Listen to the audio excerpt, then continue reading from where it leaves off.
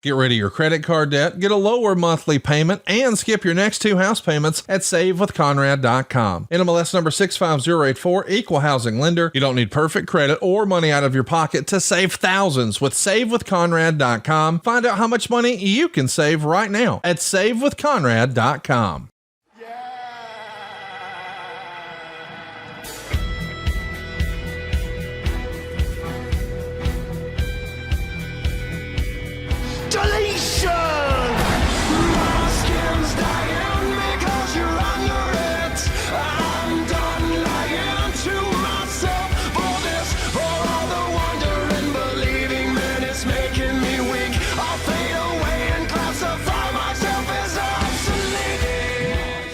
Words are about to be spoken here on the Extreme Life of Matt Hardy, presented to you by the ad-free shows and podcast heat networks. I, of course, am John Alba, joined as I am by the broken one, woken one, the spoken one himself, Mr. Matt Hardy. How are you, my friend? I'm doing good, man. I am in Nashville. Just came in this morning. Flight delays, of course, is kind of like status quo in this day and age. It's a rib, man. Yeah, man, getting in, knocking out this deal, man. Let's make the donuts, my man. We are going to show you how the sausage is made. Of course, you can be a member of adfreeshows.com and see how that sausage is made. If you're a top guy, top gal, you get those live recordings. As I was alluding to before, for those of you who are not watching the video version, am wearing my Spoken Matt Hardy t-shirt today, one of my favorites that we have available over at boxofgimmicks.com. You head on over there, you search the Extreme Life of Matt Hardy store, and you can see all the different Matt Hardy t-shirts. I know you're a big fan of the Matt Fiction t-shirt. Is that correct? I am, but that shirt, you look like an absolute vision, John. You know, I got to look my best when we tape the Extreme Life of Matt Hardy. You're in Nash Vegas, as they're calling it these days. Just you enjoy visiting Nashville? I do. I like Nashville. I like how it has the southern drawl. You know, it's a little laid back. People chill. People mosey. People are very kind. They're a little slower than some people in the north, namely my wife would appreciate. But I enjoy Nashville very much. So I don't know how much longer it's going to be quieter and slow. That place is absolutely crazy right now. They're getting that brand new stadium, it looks like, too, that I'm sure will host a WrestleMania at some point in the not so distant future. It is pretty crazy over there in Nashville. Speaking of Nashville, Dynamite tonight. Again, this will have dropped, or the episode of Dynamite will have dropped by the time that this podcast drops. But you got to tell us the deal with this death match between Brother Nero and Jeff Jarrett in Nashville. I mean, listen, I knew being in Nashville, Jeff Jarrett was going to be prominently featured. Did not expect it in this way. What can you tell us about how this match came to be? In the Texas Chainsaw Massacre death match between Jeff versus Jeff? Yes. John, I don't know what the fuck is going on. I'll find out tonight whenever I get to the arena. I'll be honest. I don't know what's happening. I mean, I think characters from the Texas Chainsaw Massacre are going to be there. I don't know. I'm just looking to Twist of Fate Leatherface. That's my goal at the end of the day. I want to drop a Twist of Fate on Leatherface. That's my goal. That would probably pop your wife pretty big, right? Yeah, I'm sure she would appreciate it. Yeah, she might think you're pretty cool for once. Maybe I'm trying to win cool points with her and the kids always. You know, it's true. I know you certainly are trying to do that. How did Brother Nero react to this news of him being in this Texas Chainsaw Massacre death match? I mean, he was super excited. He said, "Cool." Pretty much how he reacted once we heard. I think Brother Nero and Orange Cassidy are a tag team made in heaven one day. Well, except Brother Nero's like the legit Orange Cassidy. And Orange Cassidy is, Orange Cassidy's playing Orange Cassidy, but that is very much how Jeff is. Laid back to the fullest. I think there's an opportunity for a trios team there, Matt Hardy, should you guys ever choose to make a run at the trios championship. But I know you're not thinking about that because you guys had a stellar tag team match last week on Dynamite with the Young Bucks. I know you were really excited for it going in. We talked a little bit about it last week. I watched the match, man. I loved it. I absolutely loved it. I loved how you guys got into things. And the thing that stood out most to me was Jeff looked really confident for the first time since he made his return in AEW. What was your assessment of the match? Well, thank you. Thank you for those kind words. I enjoyed the match. And Jeff is kind of finding his confidence once again. He's kind of navigating his way back to a very confident Brother Nero. but I did. He was happy with it, and I was happy. Everybody was happy with it. It ended up being a big, big success at the end of the day. And I love the match. We had about 14 and a half minutes. I almost wish we would have had 20 minutes. I love dancing with the Young Bucks. Anytime we get in the ring with them, it's just an absolute pleasure.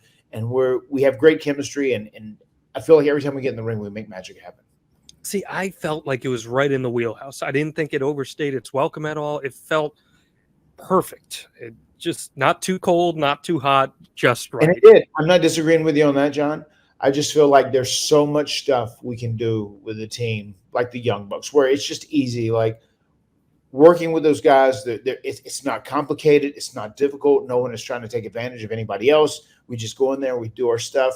I loved how it turned out being 14 and a half minutes as far as the match goes. I'm just saying I would have loved to have had a 20-minute match with them. Was that match great? Was I happy with it? Was it perfect for the time it was allotted? Yes, it was.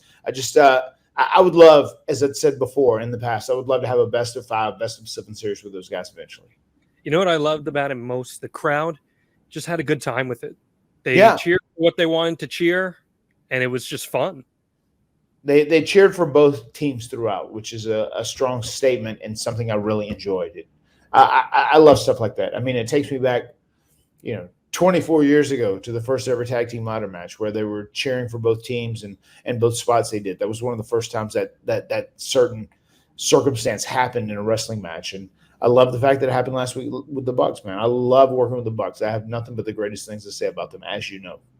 It takes me back even to the beginning of Dynamite, like the first few months of Dynamite and I know you weren't there at the time, but it just was fun match after fun match after fun match on TV. And that's really what it felt like seeing that match. Did you get a hint of that? I do. I do. I watched the early Dynamite. Obviously, Dynamite was on my radar right from the jump. So I did watch that, and it was a lot of fun during the show. It was very different. It was out there to please the crowd, entertain the crowd, give the crowd a great match, and let them leave happy. And I felt like that's what our match accomplished last week. And now that pivots into the Young Bucks versus FTR at All In, 2 of the greatest teams of their era, the rubber match. What are you expecting from that match between them? I mean, I'm sure it will be phenomenal. Both are just, as you said earlier, stellar tag teams, both at the top of their game. Both amazing acts. They're very different in their mindsets and kind of the way they do business, but they're great. And I feel like whenever they come together and they battle one another, they really gel well. What's cool about it is that the first time they faced off, FTR were the heels, the Bucks were the baby faces. The second time they faced off, the Bucks were kind of tweenery heels and FTR were baby faces. Now both teams are baby faces, and I think they're their most authentic selves. And you're going to see what I believe will be a legitimate main event caliber match in front of 80,000 people. 100%. I mean, I'm a big fan, as I've said earlier already a couple times, of the Bucks. I'm a big fan of FTR. I think they're incredible at what they do. They both have different styles, but whenever they get in there and they mix it up together, they gel really, really well. So I'm excited to watch that match back. And I think it's great. I love the fact that they are representing tag team wrestling so fantastically. How do we feel about the 3D being used in the match? I was down with the 3D being used in the match. Was your boy Bully down with it? Yeah, he endorsed it. Not too often do people kick out of the 3D, but I guess since it was the Young Bucks doing it and not the Dudleys. Of course. Well, I mean, that's the reason why. They haven't mastered it like Bully Ray and Devon. Bubba was pretty damn protective of it, wasn't he, back in the day? Pretty protective of it? That's pretty damn protective of it. Yeah. Even pretty damn protective is an understatement. Yes. You get a 3D, it's the finish, or you have to lay there for 8 minutes, one or the other. Those are options A and B. Bubba was very protective of it, and, it's understood. I get it. It's smart. I mean, that's why it became such a powerful finish for them, too. Since we're talking about these vintage tag team guys, I got to ask you real quick. CLP, just last week, banned his own daughter from being at Collision. This guy, this championship is going to his head right now. Any thoughts on the championship that he's not even the real champion of? Yeah, how do you feel about that? Typical Christian Cage. Okay. Self-absorbed, egotistical, narcissistic. Everything's about him and nobody else. Typical Christian Cage. I wouldn't expect less. Someone should put a dot over his face. Make sure that might make that show even more tolerable if you had a little dot over Christian Cage's face here in the year 2023. Matt Hardy, I know you got a short schedule today. We're trying to cram this taping in. I don't want to waste any more time because this is going to be a really good episode, I think. So please, without further ado, Matt, hit us with that Matt fact. Matt fact: Matt keeps his hot tub at 105 degrees. How do you even measure that it's at 105 degrees? It has a temperature setting. It's got the digital thermometer on it. Setting, yeah, digital thermometer. And what's so funny is that my two oldest kids, and also Barty, they want to sit in the hot tub every time I go to, and I go regularly, just for therapy for my body, because water is very therapeutic. And I'll get out there and they can we make it cooler? Can we make it cooler? I go, no.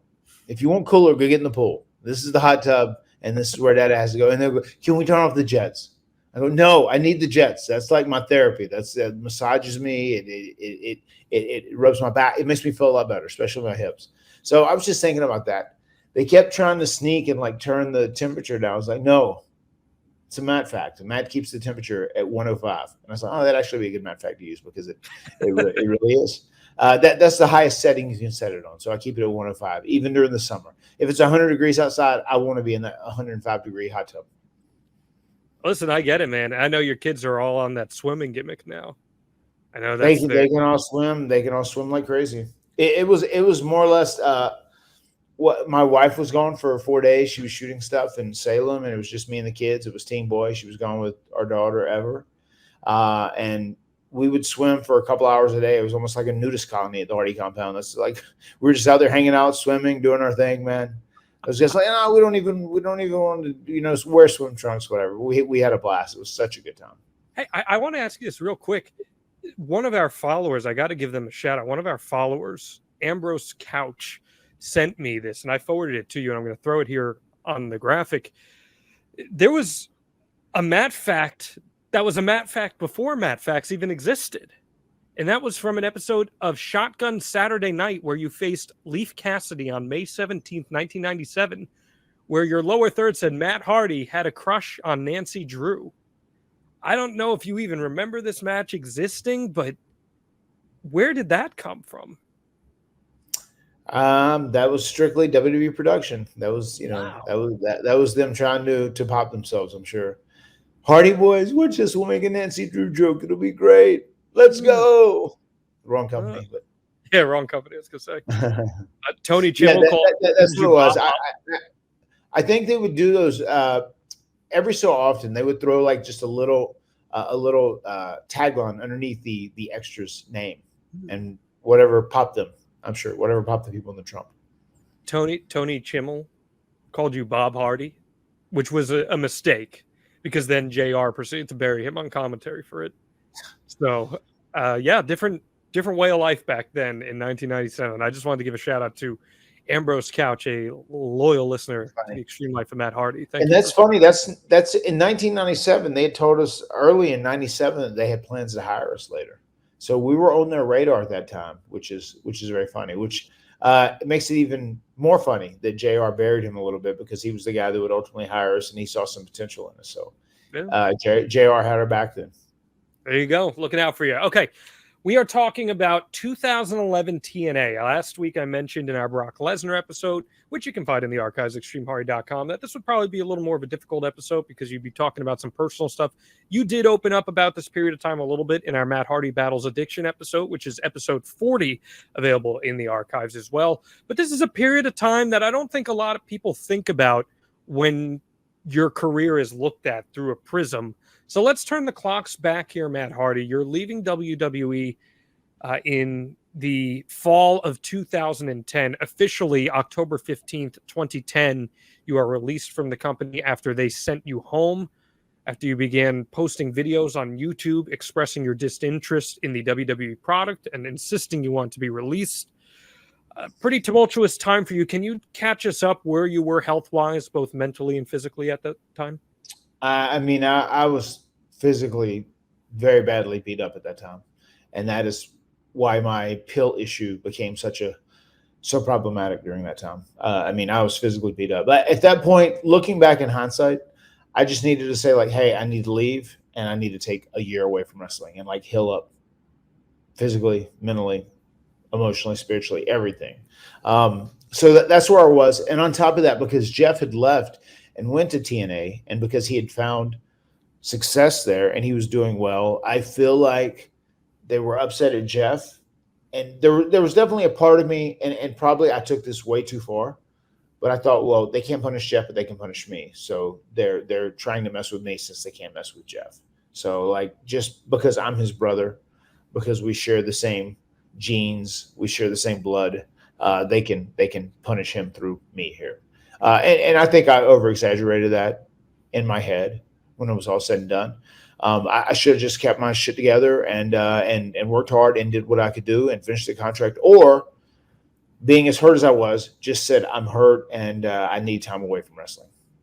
But I just tried to suck it up and fight through everything. Do you think they would have honored that if you said, hey, keep me under contract, you can extend my contract for a year or whatever, but I got to step away for a bit? I would have done that now. Would they have done that then? I don't know. There were times where I'd ask for times off, as I've said this before, like, hey, I need time off. Like, I had to crawl out of the bathtub today into the bed because of my back. And they said, oh, well, we can't really lose you on the road. Go to the doctor and see what he can do to help you out as far as that goes, because you're a dependable guy that we trust, and we need you on the road to work with people each and every week. And, you know, we do house shows 3 days a week and then TVs. And, you know, that's where this all started. So would they? I don't know. Times have changed a lot now. Fortunately, the culture has changed. So we live in a different day and age, and I think that's something that is different. And also, too, it just taught me a lot about like manning up and like dude, like, be honest with yourself. This is where you're at. This is what you need to do. Like, I get as far as being a man and sucking it up and being a man, but there are times too that you have to like take a step back and go, like, hold up, like I'm hurt, I'm fucked up, and I need time away. And that's what I need to do there. So my reasoning was to get out of WWE at that time. And then I saw the fun Jeff was having. His schedule was much, much lighter. I was still working 4 days a week, and he had a much lighter schedule. And I wanted that. And that is the reason I chose to ask for my release at the time. How were you feeling about getting a chance to step outside the walls of Alexandria, as you like to say? I mean, I was excited for it. You know, we did from 92 to 98, 6 years on the indies. And then, you know, even when I left WWE, I was going to do Ring of Honor, but then I got rehired back by WWE, and I still, you know, I wasn't afraid. I was excited. I think, if nothing else, it was something new. And I was hoping to go out and like work less and try and get my shit in line, get my life in line. But really, the scheduling wasn't necessarily the problem. The problem was I was just beat up, and I needed to really carefully monitor this addiction issue I was having. That was my problem at the end of the day. How did Vince feel about you forcing your way out here? I don't know. I mean, we never had like a full long conversation. Obviously, he had to approve it at the end. So I don't know. Maybe, probably disappointed. I feel like after you're there and you work for Vince for a number of years, he feels like you're one of his children as far as a performer goes to some degree, you know, but also he's a businessman. And he's like, okay, well, if this is someone that is, you know, making mistakes and he's choosing to live this way and he's choosing to be this way, you know, then, you know, I've just got to let him go. I'm a businessman. Sometimes you got to cut your losses. Could a proper conversation with Vince have changed things? At that time, I don't think so. I don't think it would have, because, like, you know, hey, just let me go home and rest for 6 months or 8 months or whatever, and then I'll come back and we'll do it again. And I don't even, honestly, even saying this here, I don't think I felt like that internally at that time. I'm trying to like put myself in my body then. I mean, I think I still wanted to be wrestling. I just didn't want to be wrestling as much. You were over it. Yeah. Yeah. I mean, it's burnout, right? That's what burnout is. Oh, it was 100% burnout. I mean, no doubt about it. It was 100% burnout. What were your contractual? And also too, physically, I mean, you got to think about it. At this point, I'm, almost 20 years deep as far as wrestling.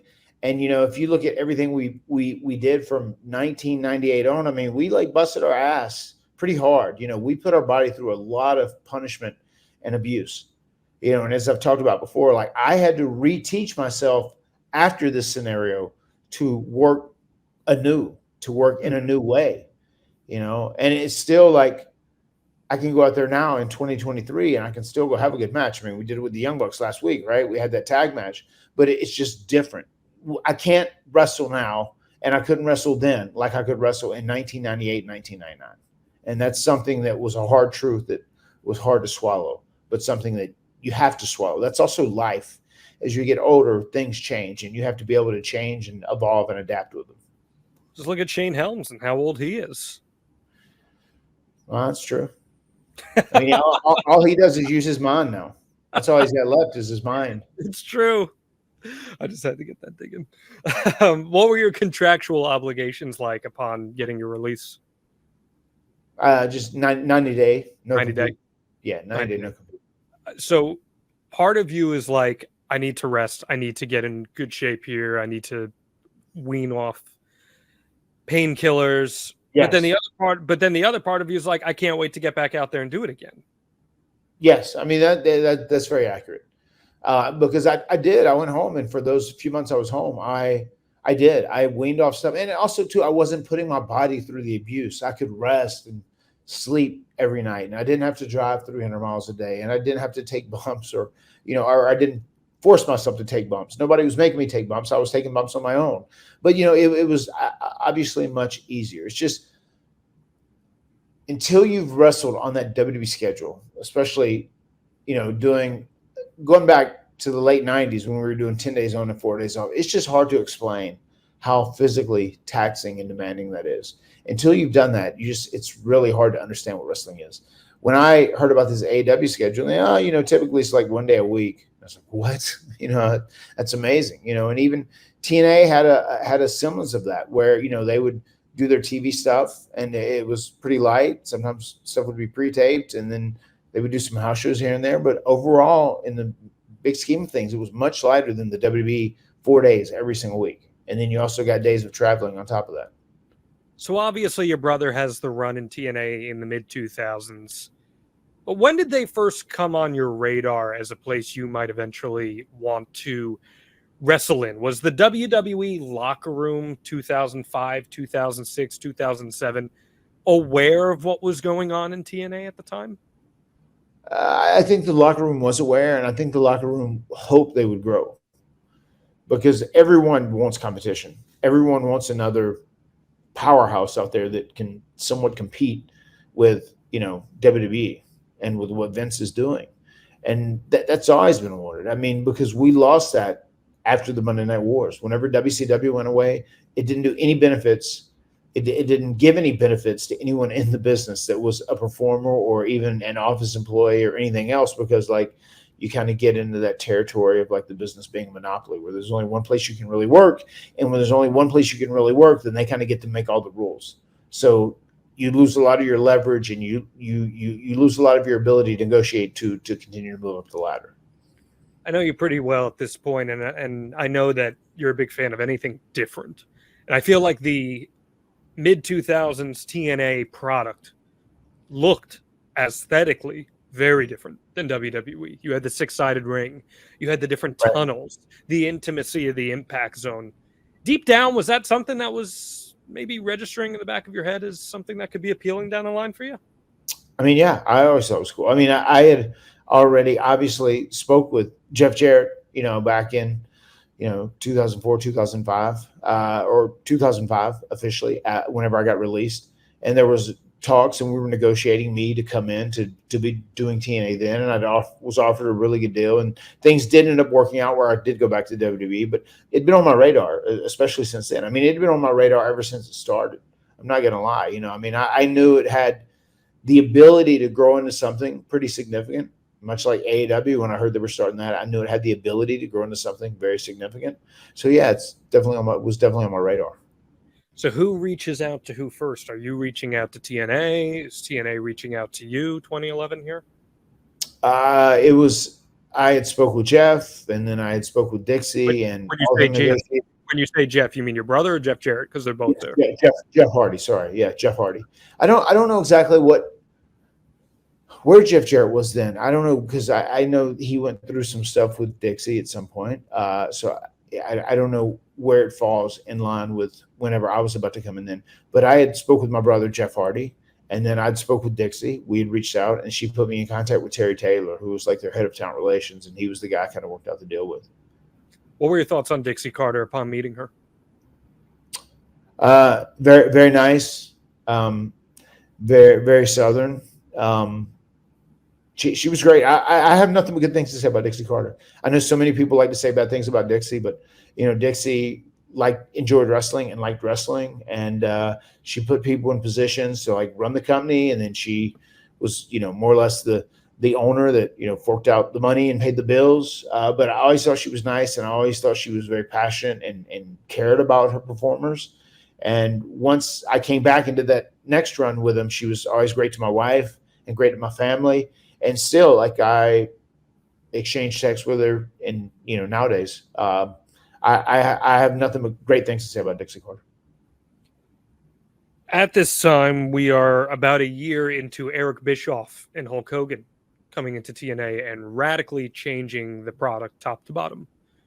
For a period of time, they tried to go head-to-head with Monday Night Raw, put Impact there in the Monday time slot. Your brother was a big part of that. Didn't work out. They got rid of the 6-sided ring, moved to 4 sides. Visually, it's a totally different product. And you're starting to see the influence from them pretty significantly. Were they involved at all in you coming in from a legitimate standpoint, not storyline, from a legitimate standpoint? Did you have any conversations with either of them? I didn't, not until I got there. Okay. After I got there, I did. But it was interesting because I do think those guys coming there added a lot of star power. I just don't know if it was utilized the correct way, and once again, that was one of my first instances with working with Eric Bischoff, pretty hand in hand and getting to know him. And I wasn't in the best place in my life, and Eric had called me out on that, and he was right at that time. And I will state that very strongly. He was right, because I was not in the right mindset.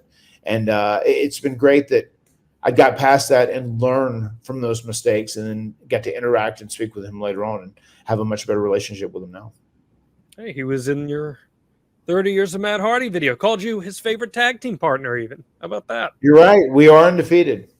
Myself and Eazy-E, we hold a big victory over the Bucks of Youth, by the way.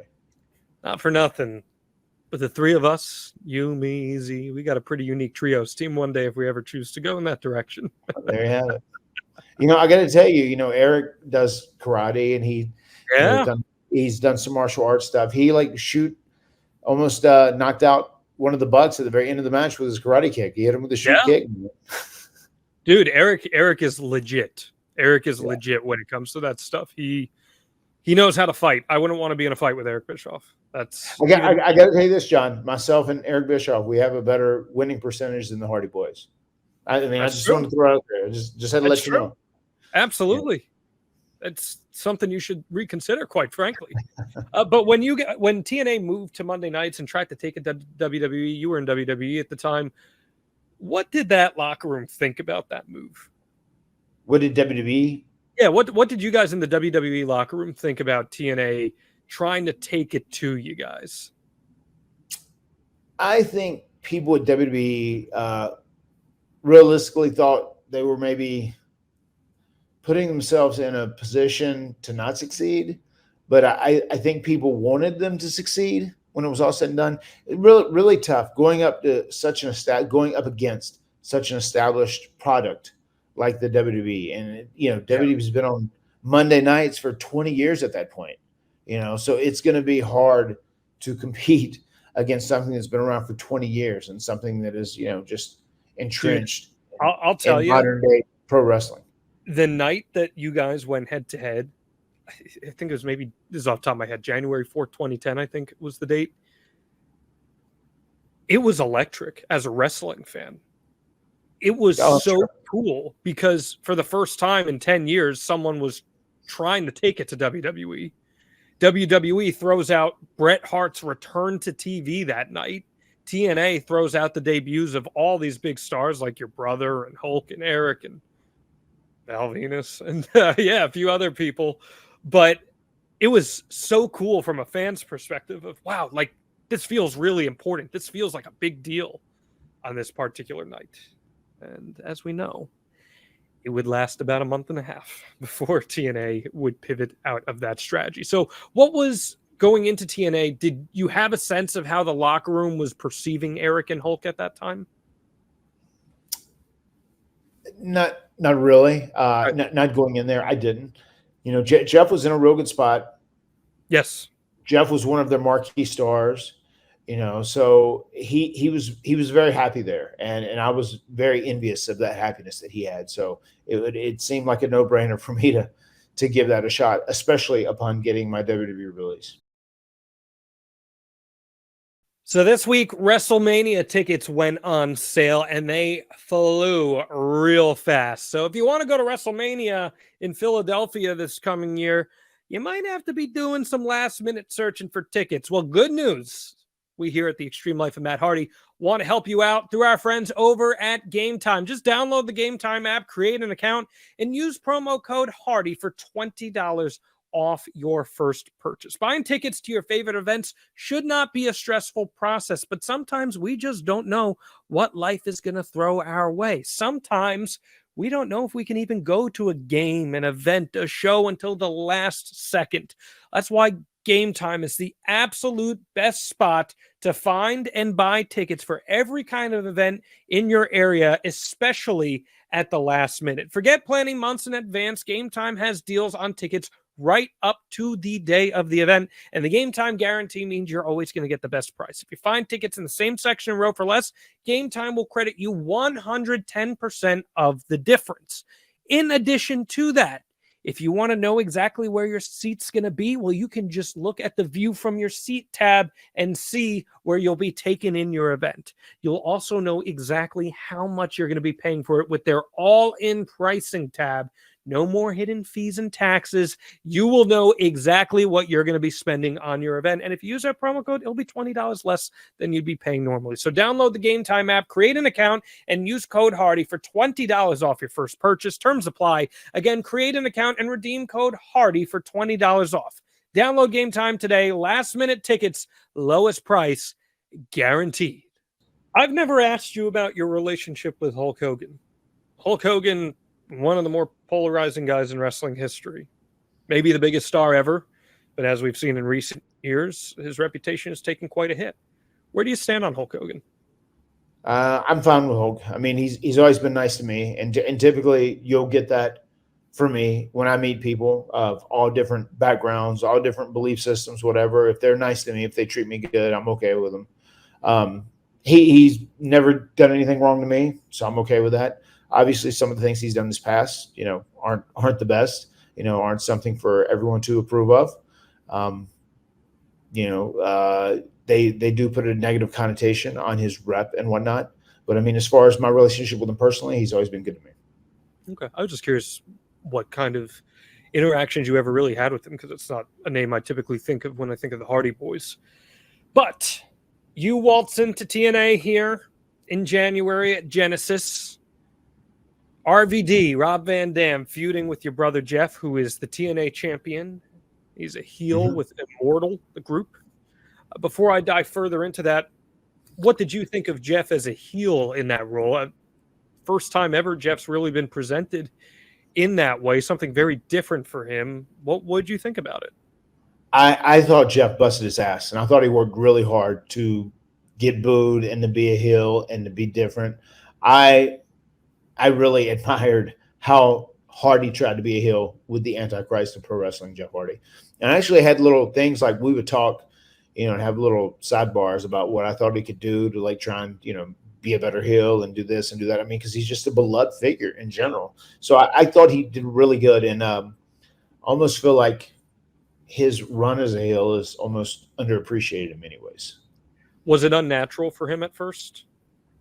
I think so. I mean, he's the nicest guy you ever meet. I mean, and that's just very organically, he's just a nice human being, and he wants everyone to be happy around him, and he wants to be nice to everyone. He doesn't have a bad bone in his body, so it definitely was different for him to be a heel as opposed to being, the white meat baby face that everyone goes nuts for.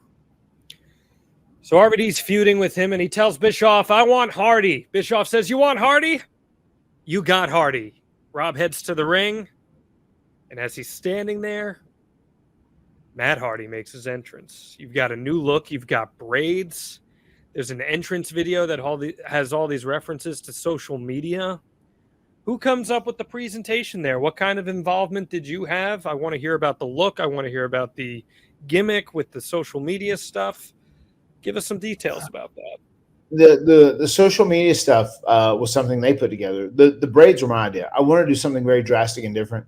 And I know a lot of people hate on the braids, and that's probably because the gimmick didn't end up being successful because I wasn't in the right state of mind to make it successful. But I love the braids. I like the look. I was a fan of it. It was just very hard. Oh my God. It took so long to get those braids in, and they only lasted a few days whenever you would get them. I've got this crazy ass, half-ass Samoan hair as it is anyway, this big and crazy. It's like bursting to get out of those braids.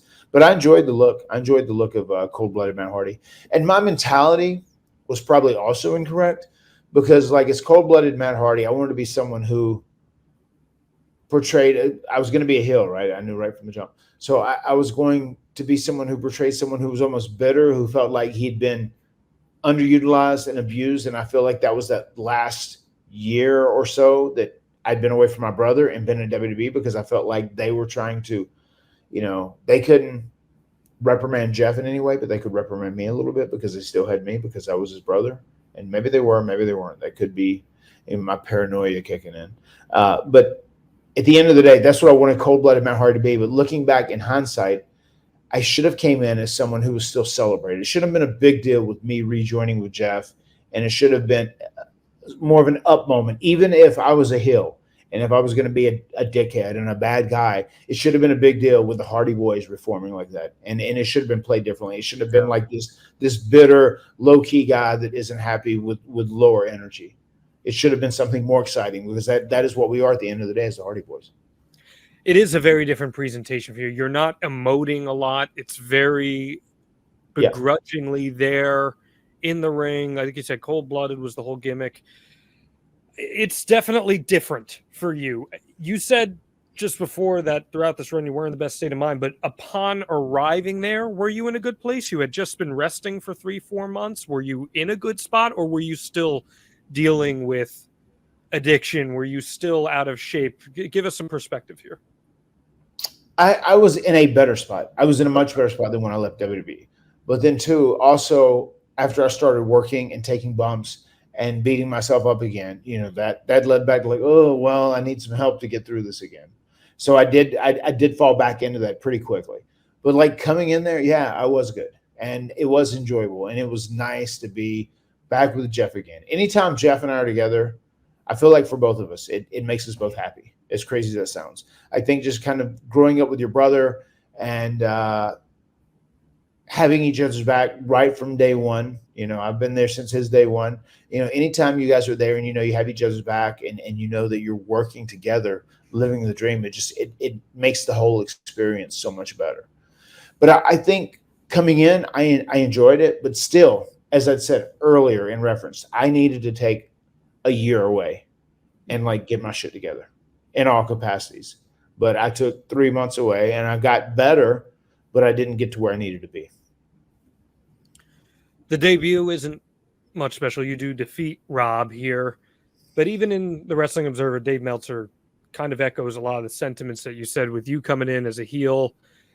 It doesn't really make a whole lot of sense. And that the reaction with you presented as a heel kind of falls flat because people want to cheer you.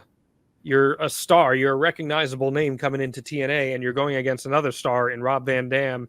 And it puts the company in a weird position with this particular angle. And he does note in this as well that you definitely don't look like the Matt Hardy that people were familiar with at the time. Did you feel in that moment that this was a bit of a swing and a miss? I remember the opening match with Rob. I was happy with it. I didn't think it was fantastic, but I remember being happy with it. And I thought it was like a decent start right from the jump. Did I want to get in better shape? Obviously, always. We always strive to do that nonstop, trying to get in better shape. And the older you get, the harder it gets as well. But yeah, I thought it was an okay start, and I just wanted to continue to go up from there. That was my plan and goal at that time.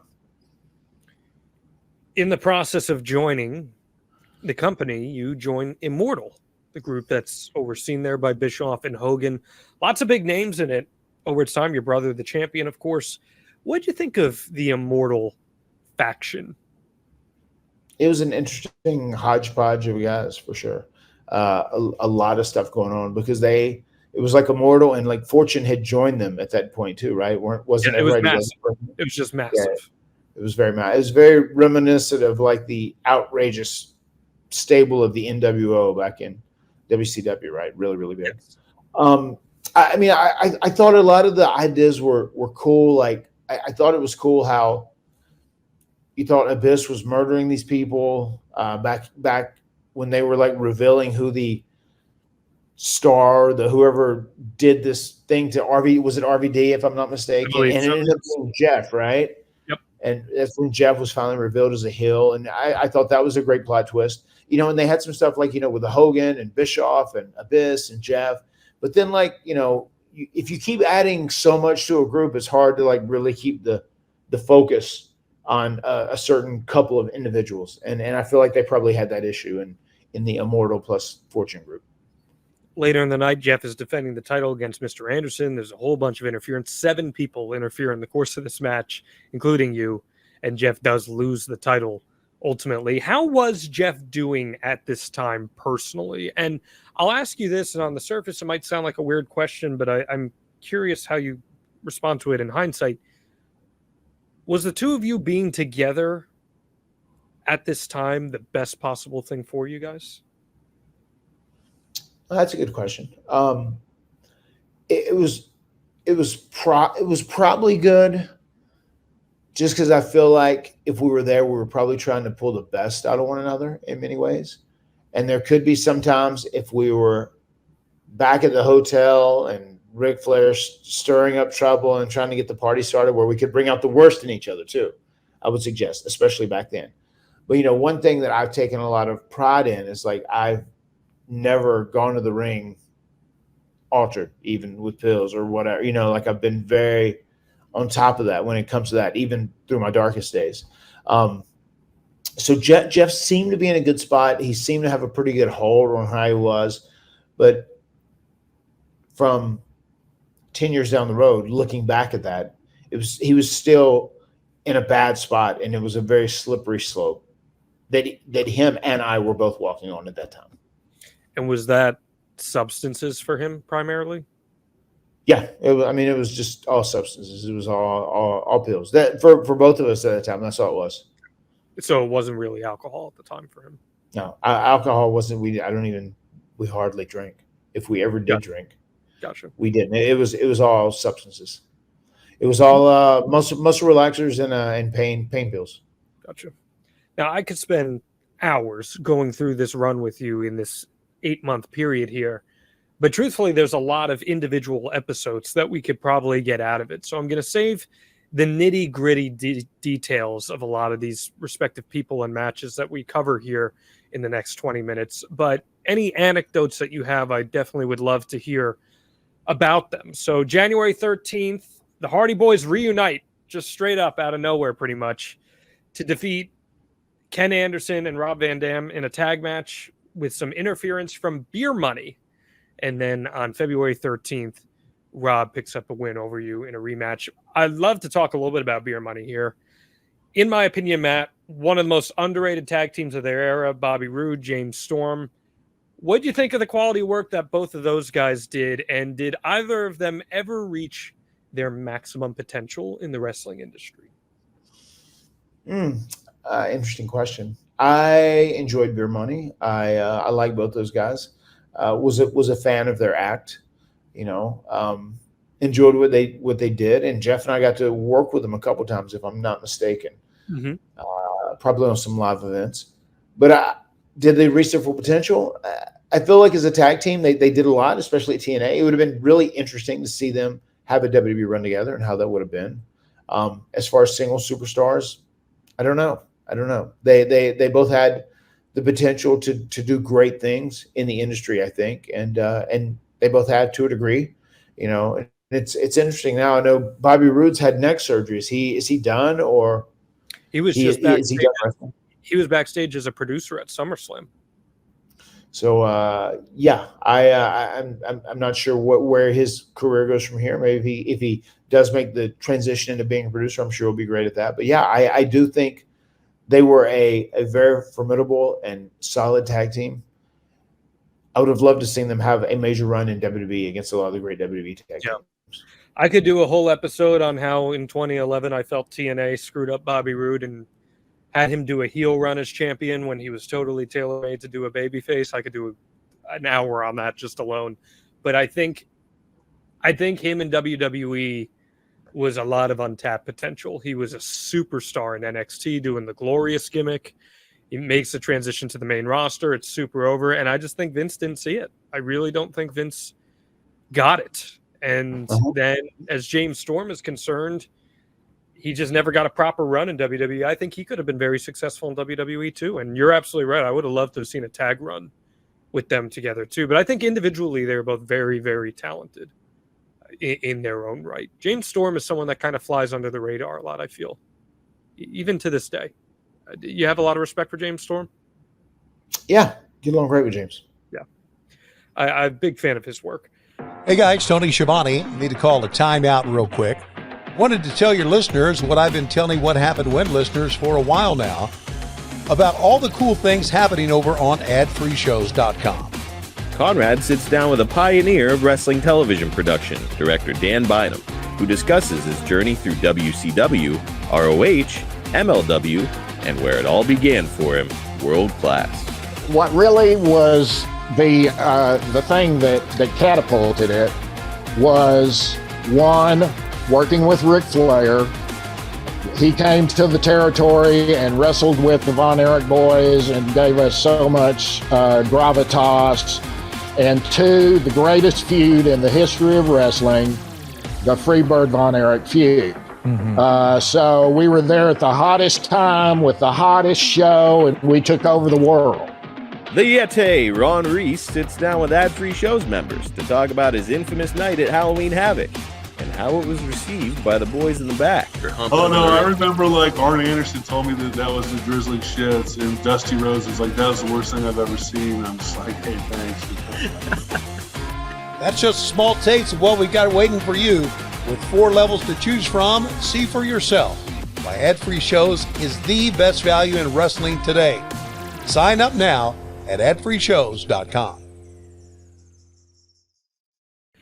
We'll continue here on the following episode of Impact. Immortal and Ric Flair betray fortune. So on March 13th at Victory Road, you are defeated by AJ Styles. AJ Styles, he was Mr. TNA at this time. What did you think of his role in the company circa 2011? And what were your impressions upon finally getting to work with him? Well, I worked with him the very first time in 2005. Very briefly with the Ring of Honor stuff, correct? No. No? It was for IWC, I want to say. It was an indie stuff. Pittsburgh. Yeah, it was an indie show, and it was a big deal because I think they knew too. I'd done my Ring of Honor stuff, but I had this booking, and they knew that he was with TNA, and I would already re-signed with WWE, and we had like this big dream match, which I loved. It was a big fan of that match. You should go out of your way to watch it if you've never seen it, John. And then I loved working with AJ on TNA. AJ was awesome. I really enjoyed those matches. I was feeling good at that time physically in the match I had with AJ. And I was a big fan, as crazy as it is. We had a handicap match, which I'm sure you're going to go into next, with myself and Ric Flair versus AJ Styles, which that is, in hindsight, one of my most favorite matches ever. Just saying that you teamed with the Nature Boy against AJ Styles is just such a weird circumstance. Yeah, and we will do an AJ Styles episode at some point, and we'll dive into that much deeper because I think there's a lot of bone to pick at there. But he was face of the franchise as far as I'm concerned with TNA. When I think of that era of TNA, 100%, 100%. I mean, he was the heart and soul of TNA. I mean, he was like the elite is of AEW. AJ Styles was that of TNA. now as we know, this is Victory Road. And Victory Road is the infamous pay-per-view where your brother is not in the right state of mind, and he has the disastrous main event with Sting. Did you take any periphery heat from everything that was going on with your brother? And did TNA as an environment enable him in any way at that place and time? I didn't take any heat because of his actions. I remember when someone said, "Oh my God, he was struggling to go through Gorilla." I was like, "Oh my God!" So I remember I was back. I just showered from my match, whatever, and I'd seen Jeff, and he was fine. 30 or 45 minutes earlier or whatever. I was like, "All right, have a good man, kill it. I'll come out and watch." And then I like got out there and saw it after he was in the ring. I saw that from a monitor backstage. As far as them enabling it, whether indirectly or directly, was the environment.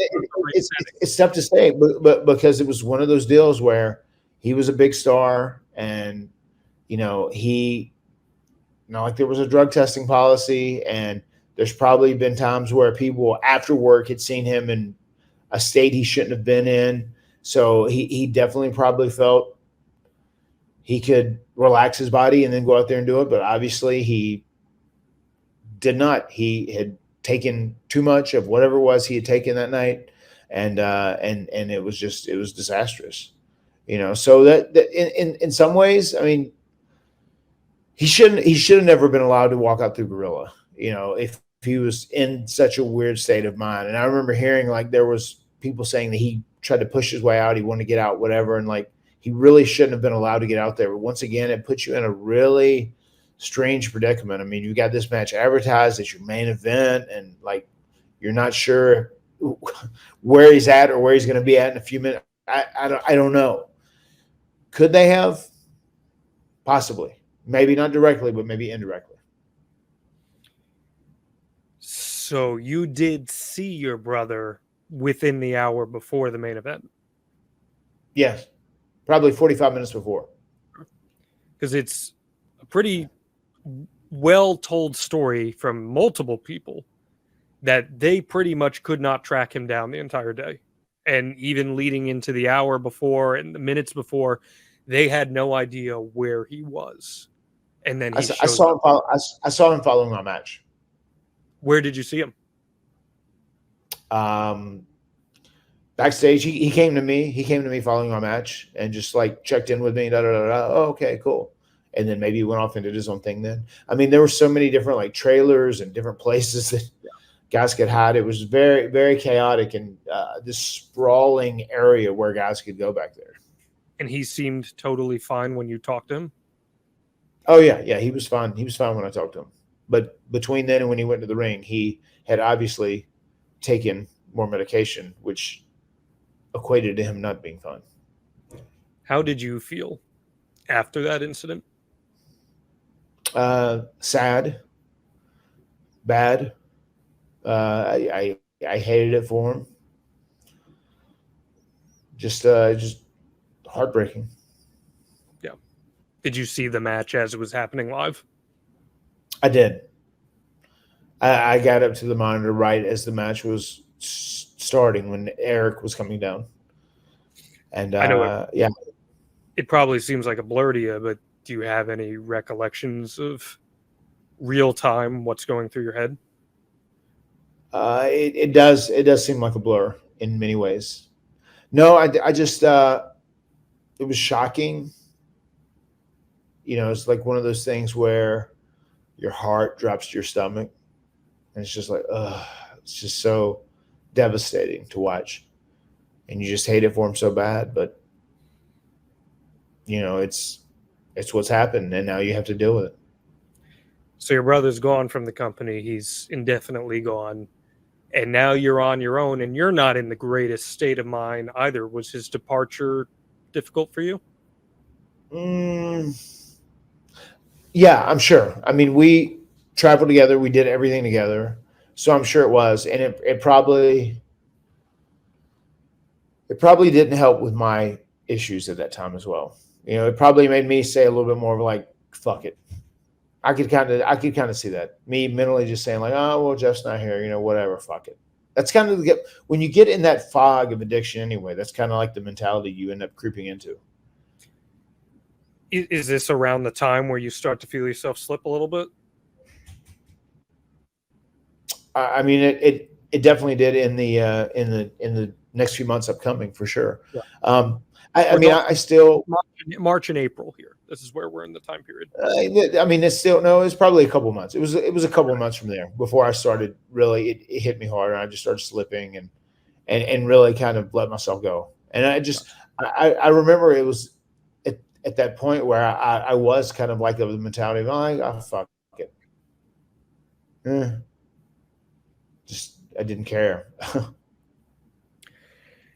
On April 17th, it's Lockdown. Immortal is represented by you, Abyss, Bully Ray, and Ric Flair. You're defeated by Fortune, which is James Storm, Kazarian, Bobby Roode, and Christopher Daniels. I mean, just, man, like, talk about talent in a match, right? What a roster. That was I remember that match. I enjoyed that match. And that was like a weekend. We had like a fan fest that weekend. That was a fun weekend, an enjoyable weekend too. Which is what a collection of characters, right? Yeah, a lot of talent in there for sure. Amazing. On April 21st, a few days later, I mean, Matt, this has got to be a career highlight for you, and we're going to talk about it long form at some point. You face Sting for the TNA World Championship. He beats you. But I know you were a big Sting guy growing up. I know Jeff especially was a big Sting guy growing up. Not a lot of wrestlers can say they've wrestled Sting for a world title.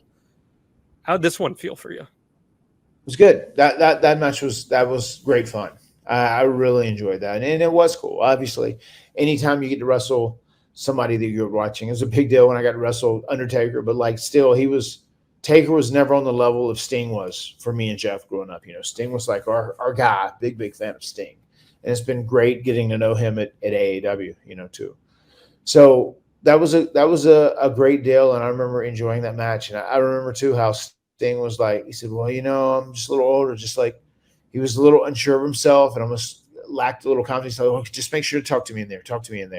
And it was just, but I get that. I mean, the older I get, I mean, I feel that way too. You just don't have the same confidence you did when you're young and invincible. Yeah.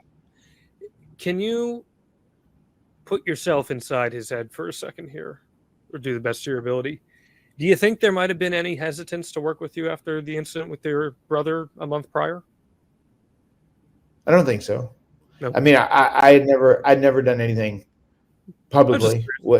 They had been an alert. And I think too, even after that incident happened, Jeff talked to Sting later. And I mean, they'd been okay directly thereafter. I mean, Jeff apologized profusely. And, people have asked that, do you think Sting is, has an issue with Jeff Hardy? And he just hasn't. And Sting is also like very much a sweetheart, very much a forgiving guy. And he's very happy with where he is in his life. And, yeah, he's always been great. He always liked Jeff from day one. And he's always been cool with Jeff, especially after Jeff apologized. I'm sure that was very frustrating. And I'm sure, too, it was heartbreaking for him to be in the ring with Jeff Hardy in that state. And he moved past it, and knew Jeff made a mistake. And Jeff realized he made a mistake, and he tried to do his best to make up for it.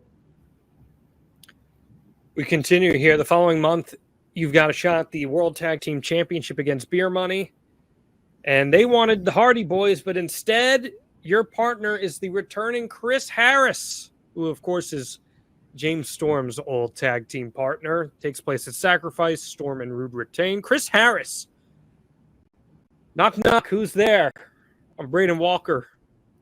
Yeah, this is some pretty bad stuff in WWE. Go ahead and finish the joke. I'm Braden Walker, and I'm what? I'm going to knock your face in. Braden Walker. And that one time, he was with Matt Hardy on ECW. What do you think of Braden Walker there, pal? I I mean, obviously I knew him from that WWE run when he came there, and it was a weird circumstance. They just wanted to try this thing, and we just tried to do what we could to make the most out of it. Obviously, bring Chris Harris back, as James Storm's former tag team partner, and stick him with me and have us have a match against Beer Money. One America's Most Wanted, one of the greatest tag team of TNA's early era, versus Beer Money, the greatest tag team of their current era, and they just tried to do something different. So we tried to make the most out of it.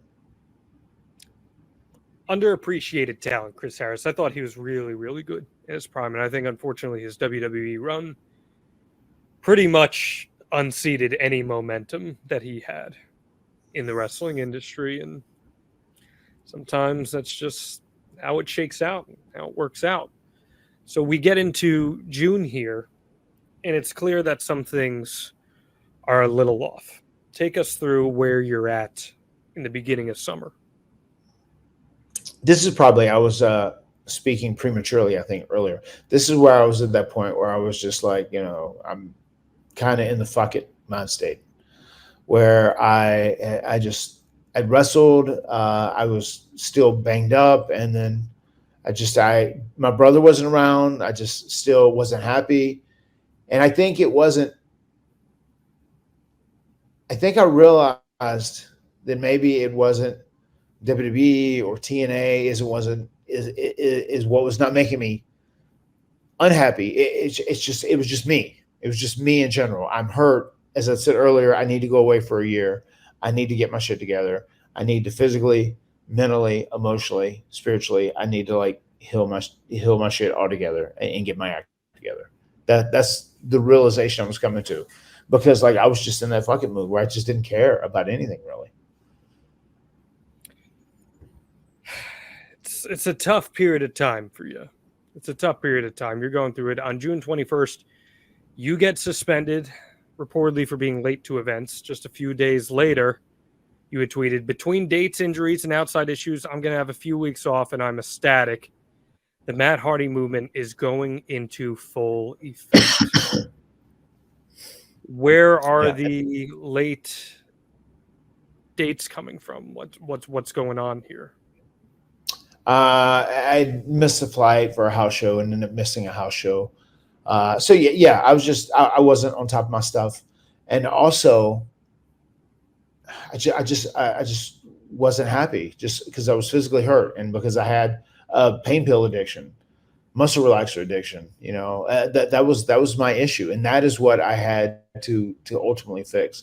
And even I remember being suspended, even posting stuff like that at that time. I remember my mindset was like, well, I just got to cover for myself until I get my shit together. And that's kind of what I was working on doing. And there was a time after that where I realized that I had such a problem. I had to do it, and I was trying to wean off and change things. And not to skip ahead in the story, but I'm going to skip ahead in the story.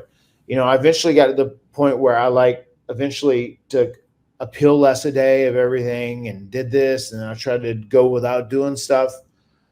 And I was withdrawing from stuff. And a friend of mine said, "You should try this." And I've told this in the other story too, in the other episode we've done. He said, "You should try this as like a synthetic Xanax. It should help you sleep." And it ended up being like a version of a bath salt. And that's where I got into my trouble whenever I got into that car wreck and then ended up getting a DUI. That's where that came from initially.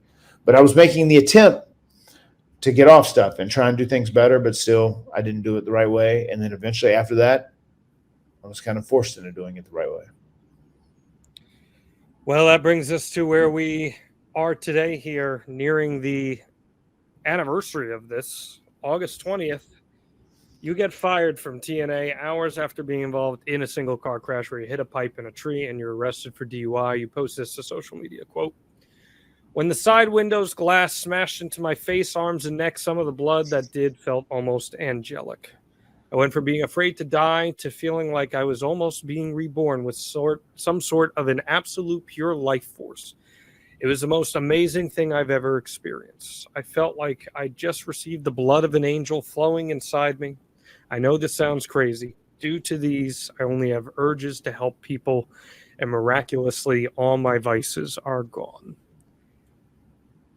Obviously, I mean, obviously, you are not in a right state of mind here at all. This is not a good place for you. So the synthetic drug, that's what put you in this state of mind here? Yeah, I mean that was the thing that a guy had tried to help me out, one of my friends, ex-friends, and it ended up making things exponentially worse. It does make it worse, but you were generally okay after this car wreck? Physically, I was okay.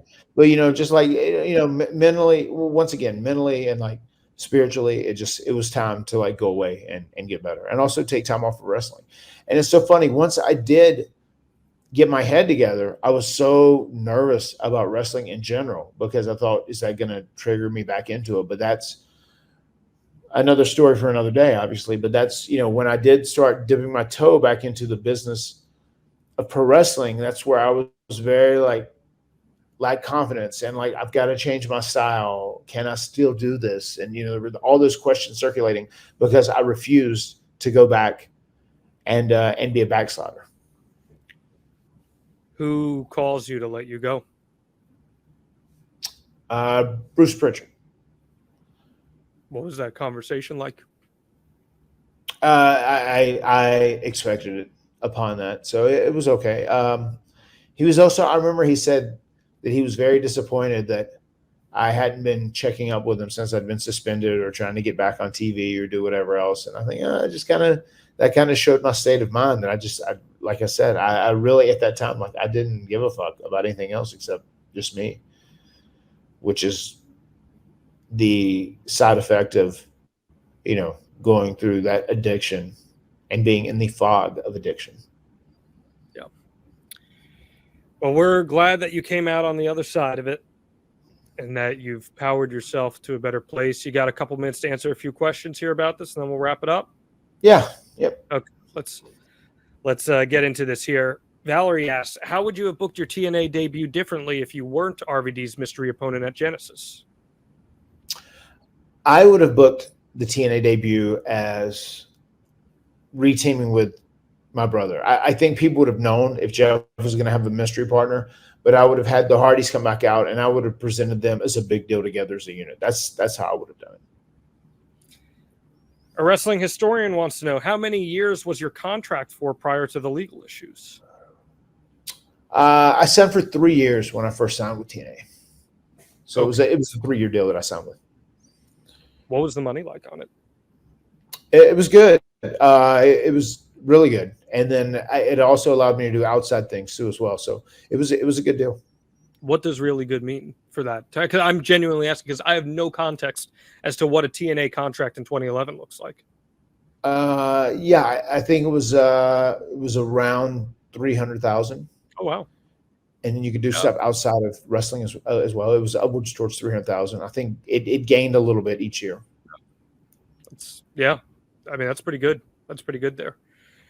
Let's keep going on. Josh Clark Parker. Hey, Matt, did you decide to stop using the braids as it reminded you of this time in your life and you wish to move past it, or was it simply a case of deciding against the look itself? Was just curious as it was a fairly short-lived look, but you pulled it off well. No, I mean, I as I said earlier, I enjoyed the look. It's just such a hassle to do. It would take 2 hours to do that, and it would have to be done every week. It was just like a lot of upkeep. For my hair in particular and the way that I want to do it, especially because I was putting different colors in it and whatnot. So no, I love the look. I don't have as much hair as I used to then. I wish I had a bunch of hair like King Maxwell. I'd still rock the braids every now and then. I'd sit down in the chair for 2 hours and get them done. Kyle wants to know, was there a talent at the time in TNA that you didn't work with that you wish you did?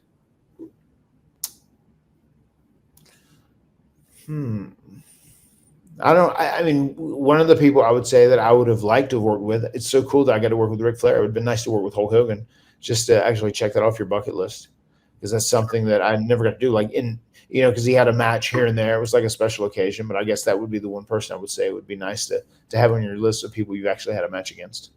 Sure. Dylan when you were in TNA, how did merchandise work? Did Matt have to sell it on his own, or was it like WWE where they had their own machine to push out the merch, and then you guys get a check that quarter?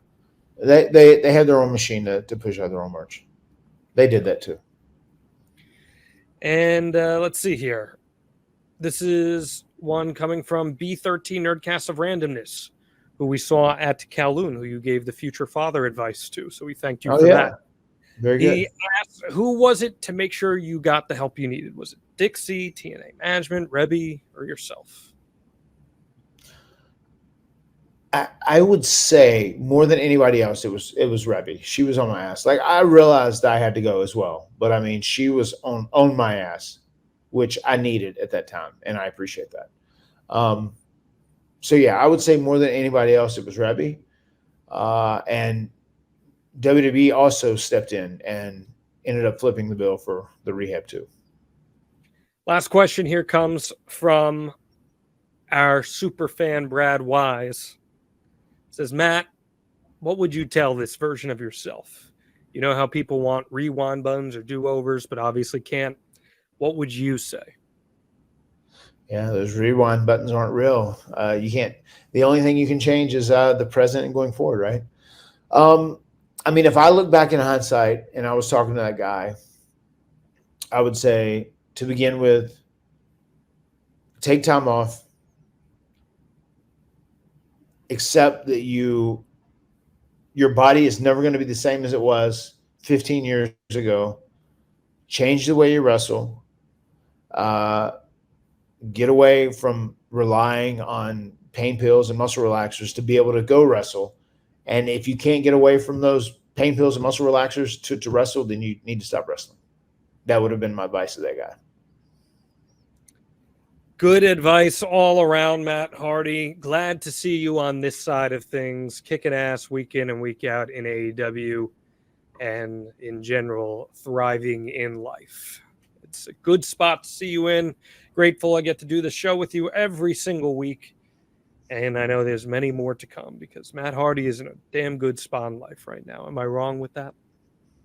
You are correct. That's Matt Fact. Not. That is Matt Fact. Matt. Absolutely, my friend. Matt Fact. Matt Fact. Matt Fact. Matt Fact. Matt Fact. I had to do 5 single. Of course. You have to stay strong with the gimmick. I get it. And we'd love to have you part of our gimmick here. Head on over to advertisewithhardy.com. Promote your business to the extreme by getting it out in front of thousands of people every single week on this podcast. Make sure that you are teaming up with us because we would love to team up with you. Matt, I know you got a busy day ahead. You got a Texas Chainsaw Massacre death match to watch. There's a lot going on. And I don't even know what that is, John. Anything else you'd like to throw out there? No, that's I'm good. It's nice. It's always cathartic, kind of looking back in these times and just reminiscing of where you've been, how you've grown, and how much better life is when you do it the right way. So no, I enjoyed these episodes. Absolutely. The words have been spoken. We'll see you next week right here on The Extreme Life of Matt Hardy. Streets!